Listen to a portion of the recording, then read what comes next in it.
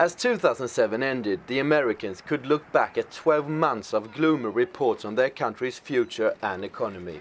Today, 1 out of 6 of all New Yorkers do not have enough to eat. And as the lines outside New York soup kitchens grow, the slowdown in the American economy has proved to hit hardest on those already living on the edge. The collapse of the subprime lending system badly affected low-income families, and the worsening situation on the labor market have hit hard on the middle class. Many people who during the 90s moved out of poor areas or public housing have today been pushed back into food support programs.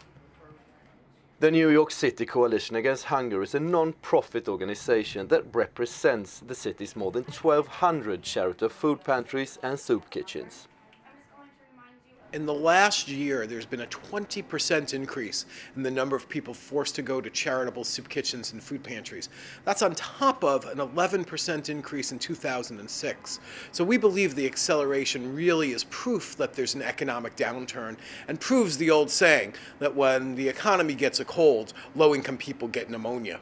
The fastest growing population forced to use charitable food pantries and soup kitchens are working families, people who have jobs but just aren't earning enough to feed their families. Wages and earnings through employment just aren't keeping up with the skyrocketing costs of living in New York City. Rent here is going through the roof, food is going through the roof, healthcare costs, because we still don't have national healthcare in the most developed country in the world, supposedly. Not having healthcare is a huge burden on low-income people. So all these things coming together show that they don't have enough money to buy food, so they have to go to pantries and kitchens, to charities to get food. 10,000 people in line outside the Greater Allen AME Cathedral in Jamaica, Queens, all waiting in the bitter cold to get free food. Nobody's on a diet today because we're eating in Jesus' name. If you're on Weight Watchers, forget about the points. I'm not counting points today. Neither should you. Okay, yeah. She got nuggets. She just needs chicken. She got nuggets. Yes. Okay, baby. All right. That's all. You can go home now. You made it. Get your whole chicken and popcorn chicken.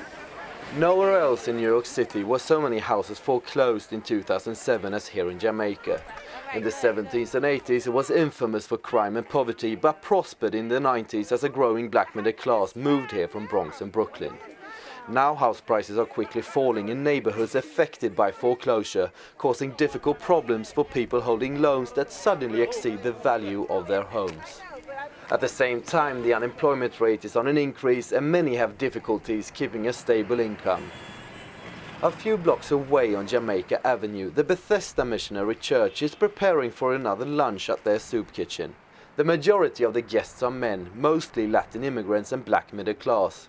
Many of them work as day laborers and construction workers. They do not hold a stable income, but few of them are unemployed and homeless. Did you sign? Hello? Did you sign? Everyone that signs in is welcome at the Bethesda Church kitchen. And Gino Perez has been coming for years. He used to work on Wall Street but lost his job when his weak lungs forced him to have surgery. Not only people who are homeless come here, there are people who are working, but that are having a hard time making ends meet. They have to decide whether to pay a bill or to put food on the table. They have to feed a family. It's not enough to go around. So they benefit from coming here where they can get a meal, and maybe they can save a little money, to pay that bill that has to be paid. The food stamps that the guests use at the Bethesda Church kitchen is the government's contribution of aid to the poor and functions as a system of subventions on groceries and food.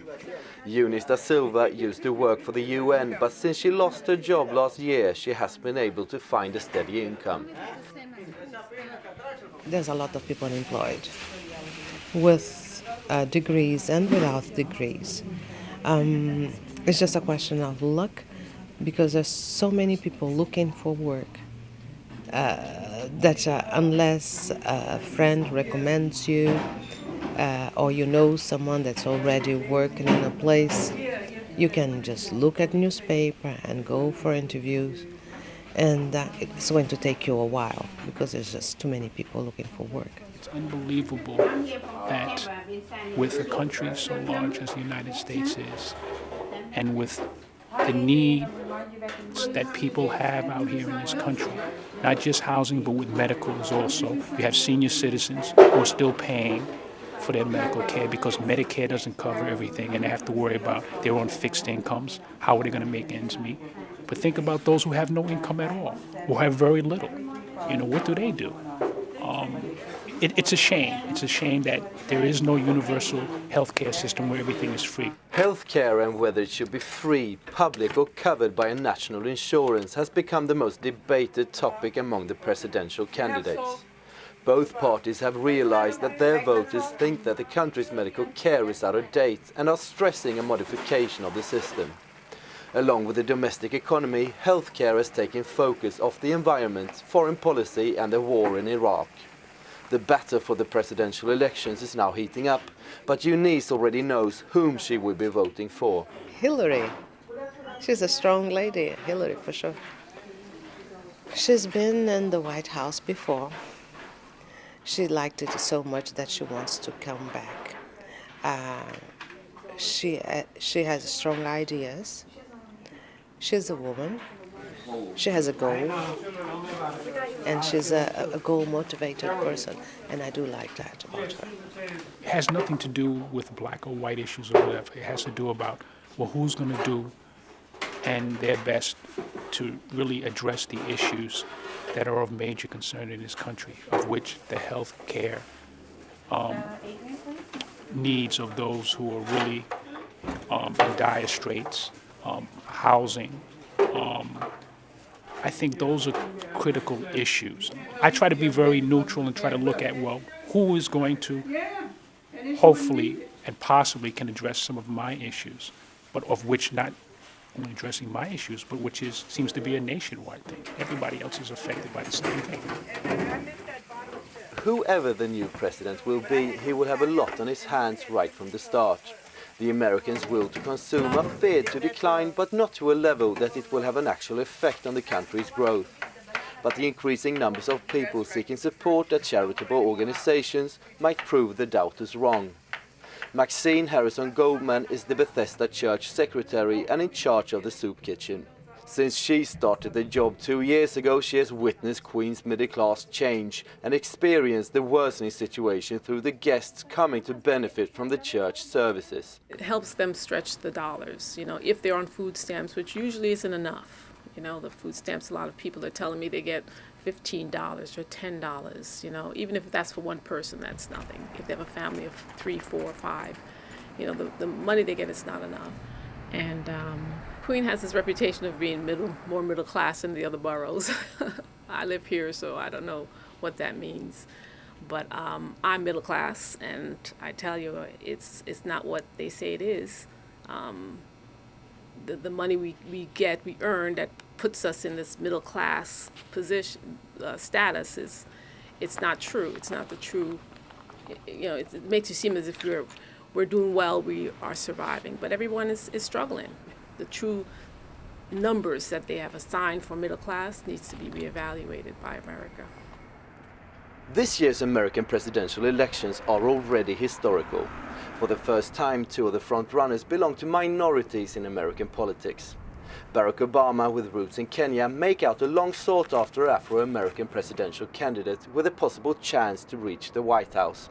At the same time, Hillary Clinton are ahead in the national polls and has vowed to become the first female American president.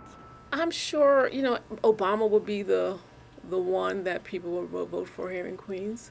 It's interesting what's going to happen with the fact that Oprah's backing him, because people listen to Oprah. And I'm curious to see what will happen, because I don't think he would have had a chance had she not, because I don't think America's.